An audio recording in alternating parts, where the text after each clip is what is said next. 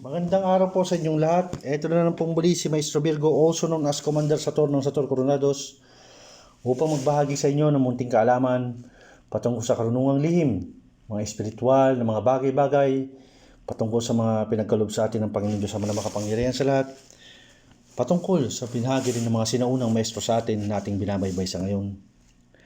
Una sa lahat ay nagpapasalamat ako sa ating Panginoong Diyos Ama.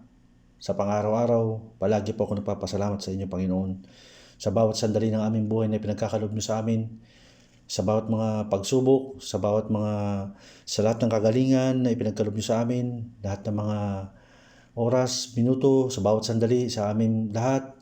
Nawa po ay iligtas niyo po ang lahat ng aming mga kasama na nag-aaral sa karunungang lihim patungkol sa inyong mga turo na ipinagkaloob niyo sa mga sinaunang nagtuturo din ng mga nagbahagi ng kanilang mga kaalaman sa pangkalahatan. Gayon din po ang mga nag-aaral ng patungkol sa spiritual ay ingatan niyo rin po ang kanilang mga pamilya, ang kanilang mga anak, ang kanilang mga magulang, lahat po ng membro ng kanilang pamilya. Gayon din po kami lahat na nagkakatipon sa personal liwanag. Maraming salamat po, Panginoon Diyos Ama na makapangyarihan sa lahat. Ang lahat ng punang ito ay pinapanalangin ko sa inyo pong walang kapantay na kapangyarihan at walang bahid dungis na pangalan. Maraming salamat po. Sa pagpapatuloy ng ating mga aralin patungkol sa karunungang lihim, may mga nais lang din akong katanungan sa pangkalahatan. Ang tanong na ito ay, ikaw ba ay may gabay? Yan ang unang tanong na aking bumungad sa aking kaisipan sa ngayon nang ako'y mamulat sa aking paggising sa lahat ng mga nag-aaral din sa karunungang lihim. Para sa akin, mga kaibigan, ang pagkakaroon ng gabay ay lahat naman tayo may tinatawag nilang gabay o sa mga guardian angels para sa pangkalahatan. Naniniwala ako dyan. Ngunit sa mga spiritual naman na mga gawain, meron pa tayong tinatawag nilang spiritual na gabay. At kung sa mga nag-aaral ng karunungang lihim sa malalalim na termino kung ano man, ito ay nakakapaloob sa mga iba't ibang uri ng mga nilalang na tinatawag din nilang mga gabay sa pangkalahatan. Bawat isa sa inyo na mga nag-aaral din, dapat mas maintindihan nyo na dating sa punto ng inyong pag-aaral na masusumpungan yung mga gabay na yan. Maaring sa kalagitnaan ng inyong pag-aaral o bago pa lang kayo mag-aaral o sa inyong pagsilang pa lang pagkabata nyo ay meron na kayong mga gabay sa inyo na nakabantay sa inyo palagi. Hindi natin masabi ang panahon. Sapagkat ako sa sarili ko, ako naman bumabase lang din ako sa aking personal na karanasan at sa mga bagay-bagay na aking nalalaman at aking natutuklasan. Ngunit para sa kaalaman ng lahat, ang mga gabay ay makakatulong sa inyo yan, lalo sa pangkalatang pangkaligtasan. At kung minsan sila naman ay ililigtas kayo sa mga bagay-bagay na kapahamakan katulad ng aksidente, may mga ganyang pagkakataon na hindi nyo may aalis din yan.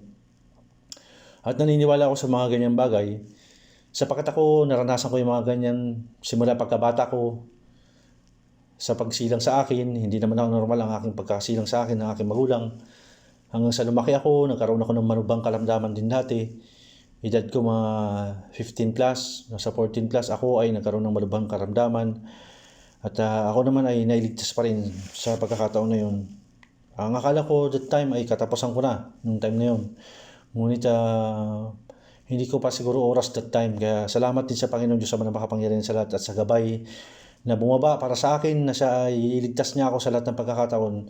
At sa ganitong edad din ay nakaranas na rin ako ng mga iba't ibang mga pangyayari sa aking buhay na muntik-muntik na rin ako. Ngunit nagpapasalamat pa rin ako sa Panginoon Diyos Ama na makapangyarihan sa lahat. Sapagkat para sa akin lang, sa inyo ay pwede rin mangyari mga ganyang bagay. At sana lang mas maintindihan nyo na minsan sa inyong isip o sa inyong buhay, mangungusap din yan mga yan sa inyong panaginip at nagkakaroon kayo ng mga sa sarili nyo. Yung parang nakakakita kayo ng mga picture na mangyayari sa hinaharap o mangyayari pa lang na dapat nyong maiwasan, which is dapat i-share nyo rin yun at huwag kayong mabahala sa mga ganung bagay sapagkat yun ay isang babala. Nagbibigay lang ng babala ang gabay sa inyo sa ganung mga pangyayari, sa ganung mga pagkakataon. At marami dito, nararamdaman ko rin sa iba na simula pagkabata ay meron na rin silang mga gabay at nakakakita rin yung iba, yung may mga bukas ang kanilang third eye, ay nakakakita ng kanilang mga gabay at nakakausap din nila ito.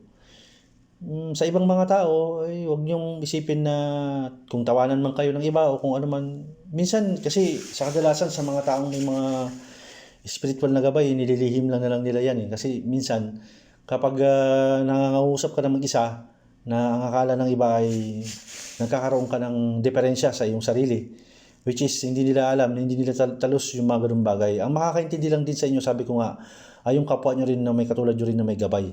O meron din kakayahan sa pang-spiritual na hindi pangkaraniwan. Sapagkat hindi lahat ng tao ay maiintindihan ka.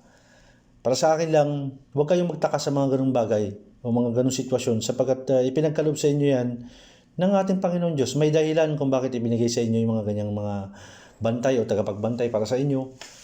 At para sa akin lang ay magagamit nyo sila sa pagdating ng araw at sila rin mismo ay gagabayan kayo niyan, tutulungan kayo, ililigtas kayo sa kapahamakan. At wag lang kayo mawalan ng pag-asa at wag lang kayong mawalan ng pananalig sa ating Panginoon Diyos, Ama na makapangyarihan sa lahat. Sapagkat minsan, kahit tayo ay dumadaan sa mga pagsubok, kahit tayo may mga gabay na rin sa buhay, hindi mo maiiwasan na daraan tayo sa mga matitinding pagsubok. Ngunit para sa akin lang, masarap mabuhay sa mundo. At pag kinakain kayo ng depression o kung ano man, ng mga stress, part din ng pagsubok yun ay pinagkaloob sa atin. At dapat lang din natin na malampasan yun sapagkat lahat naman ng tao ay dumaraan sa mga ganyang pagsubok. Lalo na sa sitwasyon natin ngayon. Hindi naman natin masabi ang mga pangyayari sa ngayon kung ano ba talaga ang nangyayari ngayon. Masyado nang masalimuot. At para sa akin lang, kung meron ka namang kakayahan o meron ka naman na tinatawag nilang oras para pag-aralan mga bagay-bagay na may mabuting dulot din sa iyong buhay, ay bakit hindi mo i-try? At mangusap ka sa iyong mga gabay, mangusap kayo, idulog nyo rin sa Panginoon Diyos Ama na makapangyarihan sa lahat ang inyong mga problema, huwag kayong mawalan ng pag-asa, at lahat ng pagkakataon sa inyong buhay ay ituring nyo na isang ano lang yan, parang tinatawag nila na nangyayari yan sa inyo para matuto kayo, nangyayari yan sa inyo para mas maintindihan yung mga bagay sa mundo. Sapagkat sa realidad ng mundo, hindi naman tayo, hindi lahat ng bagay ay parang fairy tale lang. Minsan talagang babayuin ka ng mga problema at kapag sumuko ka, yun nangangahulog ka na lang ng iyong katapusan. Sapagkat para sa akin, kapag sumuko na tayo, wala na tayong paraan pa para may yung sarili natin, may salba yung sarili natin sa mga ganyang bagay, ang ating pamilya, ang ating mga mahal sa buhay. Ito ay isang mensahe lang din para sa pangkalahatan na alam ko sa sitwasyon natin ngayon na lahat tayo ay dumadaan sa matitinding suliranin sa buhay at huwag tayong mawalan ng pag-asa. Sabi nga nila, ang anumang bagay na ibinigay ay may dahilan, may purpose yan. At huwag nating sisihin din ang ating Panginoon Diyos Ama na makapangyarihan sa lahat sa mga ganyang sitwasyon sapagkat kasama sa buhay yan bilang isang tao, bilang isang nilalang. At mas ilapit natin yung sarili natin sa mga bagay na mas makakatulong, makaisip tayo ng mga bagay na makatulong tayo sa kapwa natin. Yun yung mga mensahe na dapat natin mas maintindihan na sabi nga nila, ang susi sa karunungang lihim din ng pag-aaral ay ang paglalapit mo ng iyong sarili sa ating Panginoon Diyos Ama na makapangyarihan sa lahat. Ang paggawa mo ng kabutihan sa kapwa mo sa pangkalahatan, iyan ang pinakasusi. Susi yan. Hindi man siya literal na tinatawag nilang susi na katulad ng mga buhay na salita. Ngunit ang iyong gawa o ang iyong ginagawa, yan din ay isang susi. Ang paggawa mo ng kabutihan ay isang susi mo. Yan ang magiging susi mo para pagdating ng araw, makarating ka sa iyong paroroonan sa maayos na lugar, na kapiling mo ang ating Panginoon Diyos Ama na makapangyarihan sa lahat. Gawin din ang iyong mga gabay, ang lahat ng nakakatipon sa proseso ng liwanag. Para sa akin lang, ito ay mensahe ko sa pangkalahatan na sa mga taong nakakaranas din ng matitinding pagsubok, sa mga taong nakakaranas ng mga matitinding suliranin sa buhay, sa mga karamdaman, hingiin nyo ang kagalingan sa ating Panginoon Diyos Ama na makapangyarihan sa lahat. Sa Kanya tayo manalangin, humingi tayo ng kapatawaran sa ating mga kasalanan, humingi tayo ng kagalingan. At lahat ng bagay o oras natin ay ituon natin. Kumbaga isuko natin ang ating sarili sa ating Panginoon, Diyos Ama na makapangyarihan sa lahat. Kaya ako laging sinasabi ito sapagkat hindi natin alam ang sitwasyon sa buhay natin. At mabilis lang ang sitwasyon, ang oras, mabilis lang ang minuto ng bawat sandali ng ating buhay, maging makabuluhan tayo. maging makabulon tayo sa pangkalahatan. Gamitin natin ang buhay natin o ang sarili natin para maging makatulong tayo sa iba at maging mabuting ehemplo tayo, magkaroon tayong maging makabulan din ng ibang tao, linangin natin ng ibang tao, tulungan natin din at bigyan natin sila ng sigla sa buhay, bigyan din natin sila ng pag-asa, ng words of wisdom. Dahil minsan ang mga tao kapag hindi na sila nakakaramdam ng katulad ng may nagke-care sa kanila, minsan nakakagawa sila ng hindi maganda sa kanilang sarili. At yan ay pagsisisihan natin sa pagdating ng panahon na kapag ang isang tao ay may magagawa naman tayo, bakit hindi natin ginawa yung bagay na yun?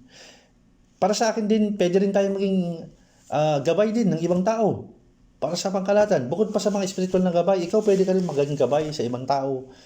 Maging mabuting ehemplo ka, yung salita mo, magbigay ng halimbawa yon, magbigay ng hindi sa salitang pangmalakas ka o ganito ganun, walang ganun. Para sa akin lang minsan gamitin mo yung iyong salita, gamitin mo yung iyong nalalaman upang magbigay buhay ka sa pangkalahatan, magbigay ka ng pag-asa sa mga taong nagugumon o nalulugmok na sa kadiliman, na upang iangat silang muli, bigyan mo sila ng liwanag sa lahat ng pagkakataon na may pag-asa pa. At ang Panginoong Diyos ay hindi natutulog. At bukod pa doon ay mas ilapit natin yung sarili natin sa ating sa dakilang lumikha. Sapagkat para sa akin lang, aanuhin mo ang buhay mo kung sakali man na dumating ang takdang araw ng iyong katapusan. Ang tanong, maraming tanong ang dating sa iyong isipan. Ikaw ba, may naging tulong ka ba sa kapwa mo sa pangkalahatan? Meron ka bang mabuting na idulot sa iba? Kahit yung simpleng pangitiin mo lang ibang tao. At para sa akin lang din, iba rin ang kaisipan patungkol sa spiritual na mga gabay. Okay din yan para suportahan ka. Ngunit para bilang isang tao rin, mahalaga din para sa akin na intindihin nyo rin ang bawat sitwasyon. Na sa buhay natin, hindi lang tayo nakatuon sa spiritual, sa physical din. Sapagkat marami akong nakikita ngayon, marami akong nakikita ng mga tao na mas minanais silang kitilin ng kanilang buhay, magpatiwakal sila o magpakamatay man sila o ganun. Which is mali. Mali yung ganung paggawain. At para sa akin lang, pag nakakaramdam kayo ng mga taong may ganun, tulungan nyo. Huwag nyong ineglect yun, tatawanan o ano ba naman tong tao na to, ganito ganyan. Huwag nyong isipin na ganun. Hindi maganda yun, which is hindi maganda. Mas mainam pa na maging advisor kayo o spiritual advisor kayo, maging tinatawag nila na life coach kayo ng tao na to. At para sa akin, kapag ibabalik natin yung mga sariwain natin yung ating mga aralin sa pangkalahatan, kung makikita nyo, bagamat merong part na pang physical, pang spiritual, pero para sa akin, kung iisa lang ang layunin mo sa pangkalahatan ng pagtulong, napakalaking bagay yan. At ang Panginoong Diyos Ama na makapangyarihan sa lahat na ang bahalang magbalik sa iyo ng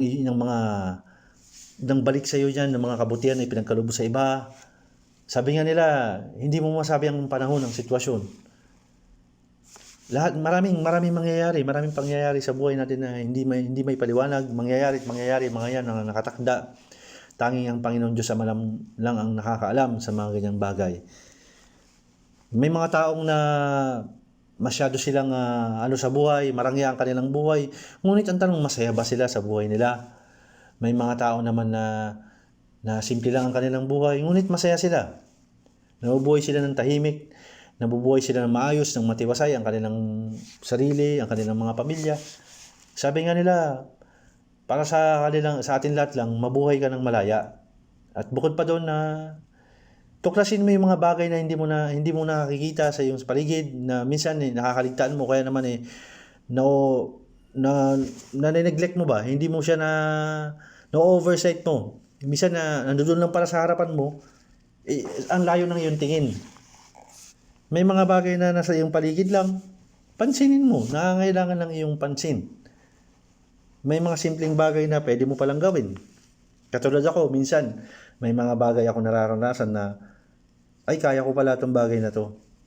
Which is, magandang bagay yung ganung matututunan mo, sapagkat para sa akin lang, Hindi ito, walang limit eh. Walang limit ang pag-aaral.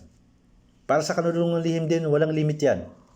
At kung nais mong matutulong iba pang mga bagay, pag-aralan mo, pagsikapan mo at ituon mo ang iyong sarili, bigyan mo ng oras, bigyan mo ng respeto ang bawat sandali na yun, ang bawat minuto, bawat segundo ng pagkakataon na yun ay namnamin mo o ituring mong isang pinakamalagang sandali sa iyong buhay na dapat mong intindihin.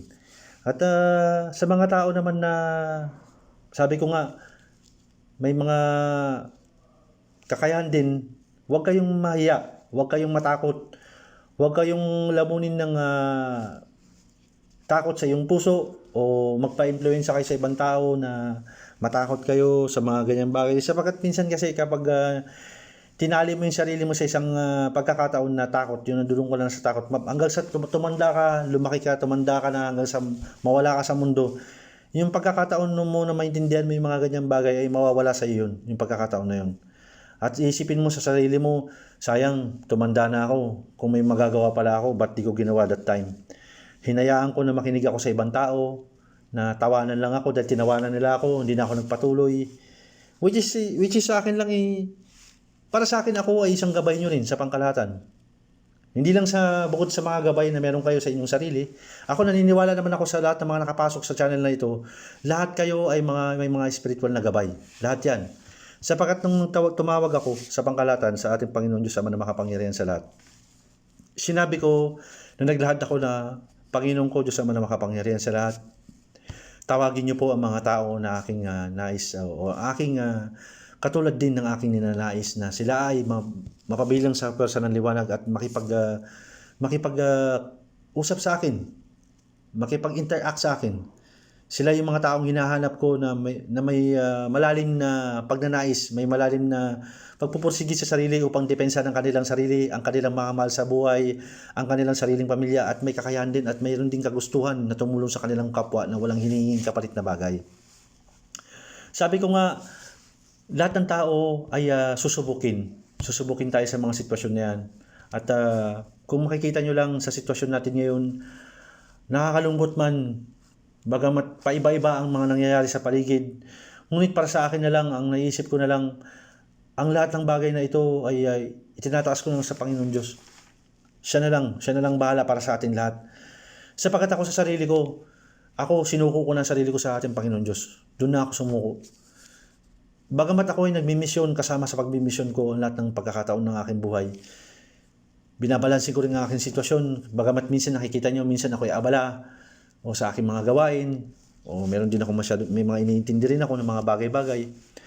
Ngunit ang salita natin sa pangkalahatan ay kung ito ay may mabuting idudulot, may mabuting mensahe pa sa pangkalahatan. Hindi naman pwede sasabihin na ikaw ay merong tinatawag nilang katulad ako. Sinabi ko sa sarili ko o tinaglay ko ang mensahe na sa sarili o ang pagsasabi ko na ako ay isang maestro. Huwag kayong magtuon sa bagay na yun. Yung iba naman, meron naman tinatawag nilang brother. Meron naman tinatawag nilang tagapagturo. Para sa akin lang, huwag mag-focus sa mga literal na label ng isang tao. Mag-focus kayo sa sinasabi. Doon kayo magpo-focus sa aralin na binabahagi. Sapagkat para sa akin lang naman ay pwede rin sabihin tagapagturo o gabay din sa mga pang-araw-araw na buhay o pang-araw-araw na mga pagkakataon sa ating mga sitwasyon sa ating buhay. Kasi para sa iba kasi kapag narinig nila, maestro, parang iba yung dating. Kapag doon ka nag-focus, parang iba yung dating sa iyo. Iba yung dating sa iba, parang nayayabangan sila o kaya naman hindi sila maestro. Para sa akin lang, tayo ay magkakapatid sa spiritual. Tayo ay magkakapatid sa ating mga pag-aaral, sa anumang pag-aaral nating binabahagi. Ngunit ako ay gabay din ninyo. Ako ay nagsisilbing gabay din ninyo sa spiritual na mga gawain upang turuan din kayo, upang depensa ng inyong sarili, ang inyong mga mahal sa buhay at makatulong din kayo sa inyong kapwa na walang hinihing kapalit na bagay upang kaluguran tayo ng ating Diyos amang makapangyarihan sa lahat. Kaya ako laging sinasabi, ako'y nananalig sa ating Panginoon Diyos amang makapangyarihan sa lahat, pinakamakapangyarihan sa lahat. Sapagat para sa akin lang, sinubok na ako ng mga pagkakataon at nagkaroon na rin ako ng lahat ng mga binabagay na nabanggit. Kahit nung bata pa ako, nagkaroon ako ng near-death experience sa sarili ko. At nagkaroon din ako ng pinakamatitinding suliranin sa buhay ko, nagkaroon ako ng matitinding problema. Inisip ko sa sarili ko na katapusan na, ngunit mali. Hanggang sa dumating ang araw na bumukas ang aking kaisipan, nagkaroon ako ng inspirasyon sa buhay ko. Sabi ko nga sa inyo, lahat ng mga taong nagugumon sa kadiliman, huwag niyong tapusin ang inyong sarili sa mga ganyang bagay. At bilang mga gabay, maging gabay din kayo sa inyong kapwa. Bukod pa sa inyong mga gabay, tayo ay mga gabay din ng mga ating kapwa nilalang.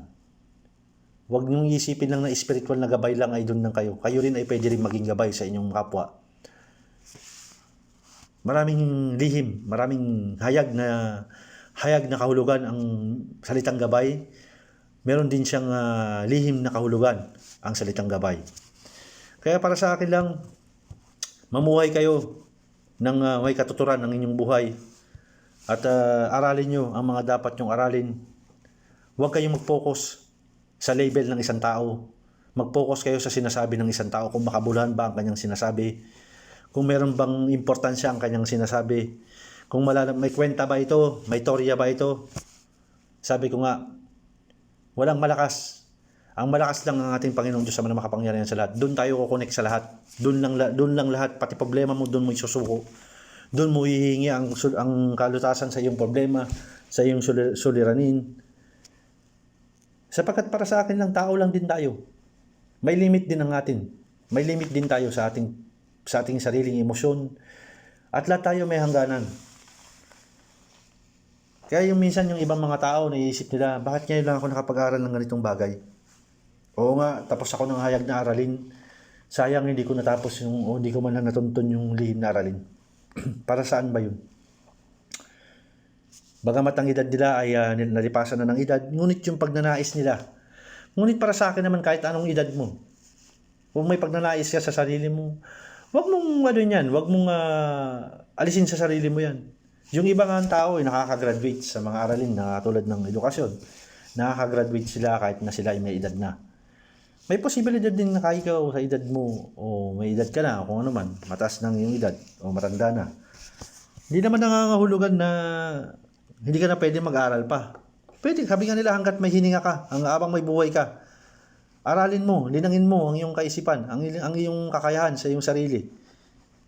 At maging masaya ka sa bawat iyong mga ginagawa. Yan yung pinakalihim din para mawala yung mga ganyang bagay, ay maging masaya ka sa iyong mga ginagawa at maging makabuluhan ang iyong mga bawat hakbang sa iyong buhay.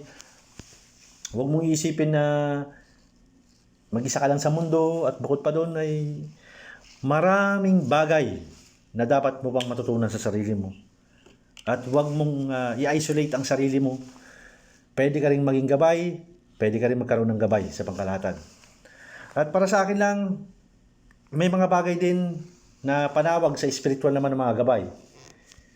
Yan ay isang lihim lang din na hindi basta-basta binibigay ng ibang tao. Ngunit para sa akin lang, may pagkakataon na kapag nasumpungan nyo ang pangalan ng inyong mga gabay, merong panawag sa mga ganyan. Pwede nyong tawagin yan sa paraan na spiritual o manalangin kayo, kausapin nyo sila. Pwedeng ganun. Sa iba naman, meron silang nakakaalam din iba patungkol sa Latin naman kung paano tawagin ang kanilang mga gabay. Naniniwala ako sa ibang mga tao rin na nag-aaral ng karunungang lihim o nakatapos sa karunungang lihim. Meron din silang paraan ng pagtawag sa kanilang mga gabay at yan ay inuusal din nila. Ngunit para sa akin lang, ako sa sarili ko kasi, meron akong pantawag sa aking mga gabay. Sabi ko nga sa inyo, mas maganda ang gabay nyo rin mismo sa inyong panaginip. Sila ang magsasabi sa inyo kung paano paraan na kayo ay paano nyo sila tatawagin. Sapagkat para sa akin, ang gabay ko, ang pangalan ng aking mga gabay ay hindi pwedeng ibulalas sa iba. Sapagkat ito ay sagrado ang kanilang mga pangalan. Banal ang mga pangalan ng mga ito na hindi pwedeng bigkasin. Katulad ng ibang may nagtatanong sa akin, Maestro Sir, sabi sa akin, ano po pang pangalan ng Infinito Diyos sa lihim na pangalan? Para sa akin kasi, bakit kailangan mong ibulgar yung mga ganyang pangalan? Kung lihim ang pangalan at ginagamit lang ang ganyang pangalan sa oras ng mga espiritual na gawain, gamutan o kung ano man, hindi natin kailangang ibulalas yung mga ganyang bagay, yung mga ganyang mga lihim na pangalan kung gagamitin lang sa mga bagay na hindi kaaya-aya. At para sa akin, kapag nalaman mo ang lihim na pangalan ng mga yan, ilagay mo sa sarili mo yan. Manatiling lihim yan. Sapagkat ang mga gabay ay ano yan, masailan ng mga gabay. Ayaw na ayaw din nila na ibinubulalas mo yung kanilang mga pangalan sa iba, sapagkat parang binabastos mo sila. Bilang respeto na lang din yun para sa kanila. At para sa iba lang, sana magkaroon din kayo ng makausap nyo ang inyong mga gabay. At yung tanong ko nga, ikaw ba ay may gabay sa spiritual? O pwede ka rin maging gabay para sa pisikal, sa mga taong nangangailangan ng tulong para sa iyo? Yan ang dalawang bahagi o dalawang patungkol sa mga gabay na nais ko lang isipin o ipaintindi sa pangkalahatan. Hindi lang sa paraan na pag-aral tayo patungkol sa mga orasyon. Para sa akin lang, darating ang tamang pagkakataon, ang tamang sitwasyon para sa inyo. Huwag niyong madaliin ang mga bagay-bagay. At mas mainam, sabi ko nga, na ang pagtawag sa inyong mga gabay ay taglayin nyo sa paraan na sila mismo magsasabi sa inyo. Sapagkat hindi mo pwedeng agawin o kunin ang isang bagay nang hindi nila ibinibigay o inilalahad nila o ibinabahagi ng gabay ang kanilang sarili para sa inyo. Hantayin nyo ang ganyang pagkakataon. Yan ang lagi nyong tatandaan. At para sa lahat, ito lamang po ang aking masasabi. At sana mag-aaral din kayo at sana sa lahat din ng mga tao na matagpuan nyo ang inyong mga gabay. At bukod pa doon, kapag natagpuan nyo na ang inyong mga gabay, maging gabay din kayo sa mga taong inyong nasa paligid. Sa inyong pagsasalita, sa inyong mensahe, ay maging mabuting halimbawa kayo sa pangkalahatan. Yan naman po ang aking binabahagi sa ngayon. Ito pong muli si Maestro Virgo, also known as Commander Sator ng Sator Coronados, nag-iwan sa inyo ng mensaheng hanggang sa muli po at maraming salamat po.